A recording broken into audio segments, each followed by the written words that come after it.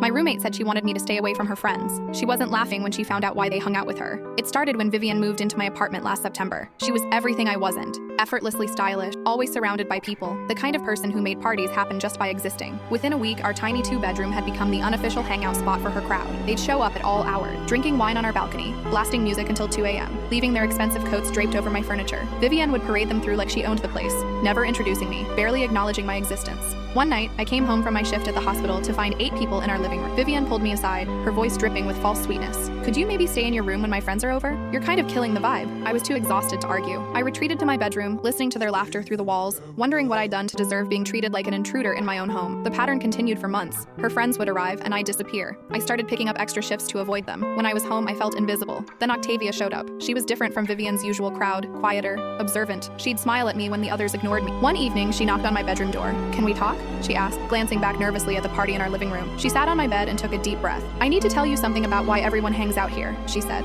"It's not because of Vivian." My confusion must have shown because she continued quickly. "Vivian's been telling everyone you're this eccentric artist who works at an exclusive gallery, that you're connected to wealthy collectors and can get people into high-end events." I laughed. "I work in a hospital cafeteria." Octavia's face fell. "She's been using your name to impress people, showing them your stuff." "What stuff?" She pulled out her phone and showed me Instagram posts. My sketches, the ones I kept in my room, photographed and posted on an account I didn't recognize. The caption claimed they were commissioned pieces selling for thousands. My hands shook as I scrolled. Vivian had been in my room, going through my things, building an entire fake persona using my art. "There's more," Octavia said quietly. "She's been collecting money, telling people you can get them into this exclusive gallery opening next month. 20 people paid her $500 each. $10,000 for an event that didn't exist." I looked at Octavia. "Why are you telling me this?" "Because she tried to sell my younger brother on some investment scheme last week. Said you were the consultant. He's 17 and saved that money for college." That night, I compiled everything. Screenshots, receipts, the list of people she'd scammed. I filed a police report for fraud and identity theft. When Vivian came home, 2 officers were waiting. Her face drained of color as they read her rights. "You can't do this,"